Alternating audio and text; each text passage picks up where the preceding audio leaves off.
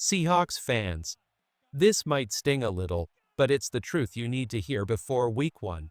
Marquez Valdes-Scantling's spot on the 53-man roster? It's hanging by a thread. And if Seattle wants to run this team the right way this season, he might not survive the final cut. You're about to see why the future of this wide receiver room could leave one veteran looking for a new home. All right, let's break it down. The Seahawks are in a tough spot. If they're keeping 5 wide receivers, Marquez valdes-scantling, MVS, just doesn't fit the plan anymore. And it's not about him being bad. He's a veteran known for speed and deep threat ability. But Seattle's younger guys? They're playing with versatility, energy, and growth potential. That's the edge the Seahawks need right now. MVS started camp as the projected wide receiver 3. It made sense. He's proven in the past. He's had success in the Kubiak system, and he's a dangerous deep play threat. But then Torrey Horton steps up and takes that spot. Just like that, MVS is competing for scraps. Now think about Seattle's offensive plan. They want to run the football. That means keeping 6 wide receivers doesn't make sense. They need players who can fill multiple roles. MVS, deep threat and returner. But with Torrey Horton already handling returns, MVS's value shrinks. Enter the young guns, Jake Bobo and Derek Young. Jake Bobo has been electric. Preseason Week 2 against Kansas City? 2 catches, 2 touchdowns. Plus he's willing to return punts and kickoffs. He blocks. He moves. He does a little bit of everything. And the best part? He's just getting started. The ceiling for growth is massive. MVS? We already know his ceiling. He's going to backslide slightly as he ages. Derek Young is showing the same fire. Big catches, downfield movement, solid game awareness. He's proving he can handle multiple roles and stay on the field in more situations than MVS. When you compare MVS to these young stars, the question becomes clear. Can Seattle really justify keeping him when these versatile, energetic players are ready to take over? It's a harsh reality, but the Seahawks are building for the future, and right now, the younger, multi-role players are winning the battle. Seahawks fans, I want to hear from you. Who do you think should make the final 53-man roster? Is it MVS holding on, or the young guns like Bobo and Young taking over? Drop your thoughts in the comments below, and let's debate it. When I look at this Seahawks wide receiver room, there's one thing that really jumps out: physicality. Derek Young is a monster, a true freak athlete. Look at him. No wasted motion, no fat, all muscle and speed. He's not afraid to get into the trenches, block defenders, and make plays all over the field. Compare that to MVS. Yeah, he's serviceable. He can block when needed, but he doesn't have that same raw power, that same versatility.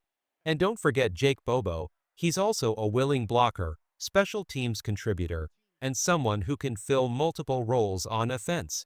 Here's the hard truth. If Seattle is sticking to 5 wide receivers on the 53-man roster, MVS just doesn't offer the multi-purpose value that Young and Bobo do. Sure, maybe the Seahawks surprise us and keep 6 wide receivers. But if their goal is to dominate with a run-first offense, especially given how the offensive line has looked in training camp and the preseason, there's almost no reason to carve out a roster spot for MVS. The smarter move? Keep the versatile younger players and let MVS look for opportunities elsewhere. And look, I'm not claiming to be a football prophet. I've made predictions that didn't land. Remember TJ Hughes-Manzada?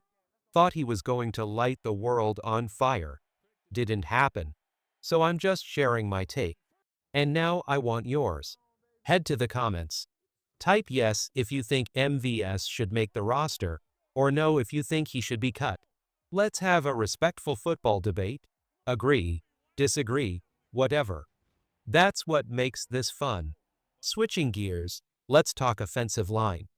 After seeing training camp and the first 2 preseason games, my eyes are locked on 2 players, Anthony Bradford and Jalen Sundle. I'm calling it now.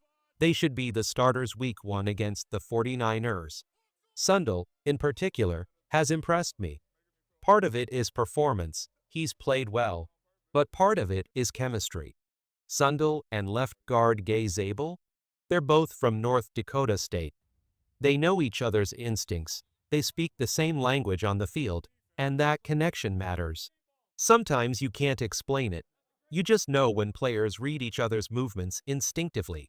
That kind of synergy can make or break an offensive line. Right now, Olu Oluimi is still the starter on paper, but Sundell's combination of performance, experience, and chemistry gives him a real shot at seizing that role. If the Seahawks want to protect their run game and keep defenses honest, these are the guys they'll lean on. Seahawks fans, it's your turn.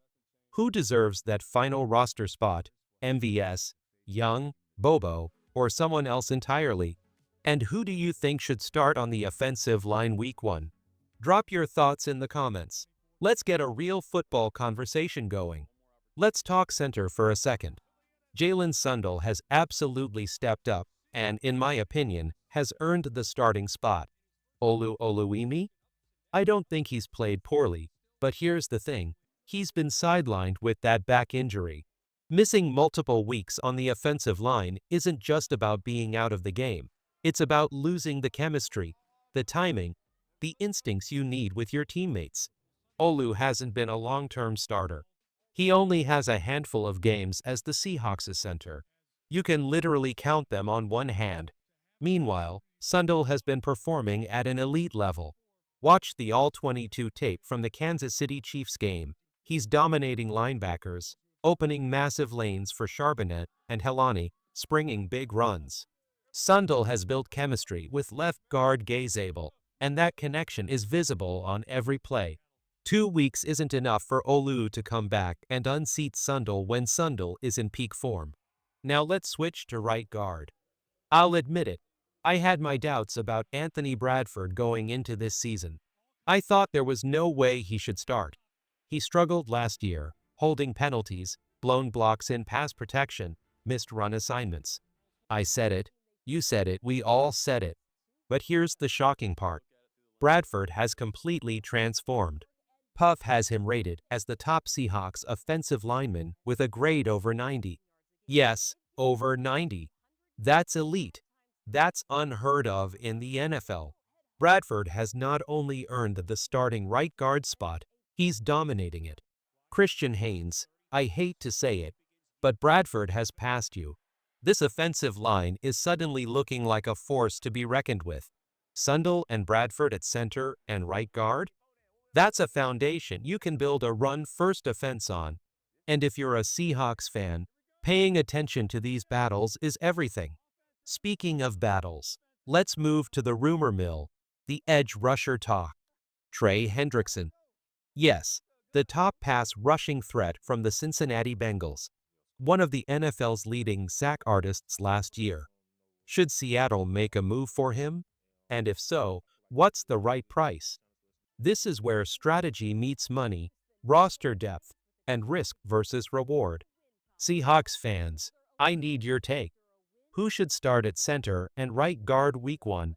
And about Trey Hendrickson, would you trade for him? Drop your thoughts in the comments. Let's break it down, play by play. Now let's talk edge rusher talk. Trey Hendrickson. This guy has been a standout for Cincinnati's defense, their lone bright spot at times. And yes, he's been locked in contract negotiations, which, shockingly, is going nowhere fast. Cincinnati ownership is trying to pinch every penny, refusing to pay him what he truly deserves. That's NFL business, but it's still frustrating for a player of his caliber. So what would it take for Seattle to get him? We're talking a young defensive player and a top draft pick. Big assets. And here's where I draw the line. If the Seahawks were in a true Super Bowl window, one piece, one game-changing edge rusher away, absolutely, you pull the trigger. Trade what you need. Go get that guy.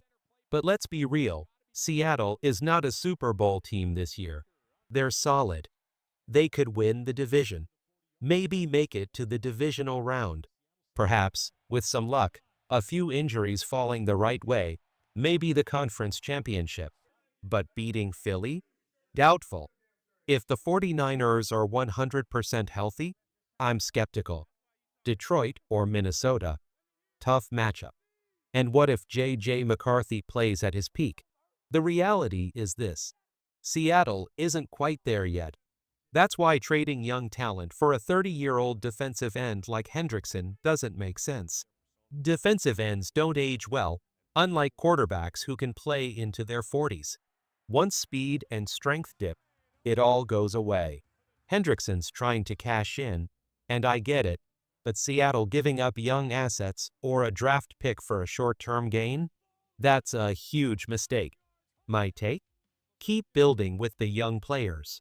Let this team grow. Keep the core together. Keep moving forward. And don't let short-term temptation derail your long-term vision. This Seahawks train is rolling. Don't stop it now. Seahawks fans, I need your thoughts. Do we chase a veteran like Hendrickson, or do we stay the course with our young talent? Drop your answers in the comments, and let's break it down. Which path gives Seattle the best chance to rise in the NFC?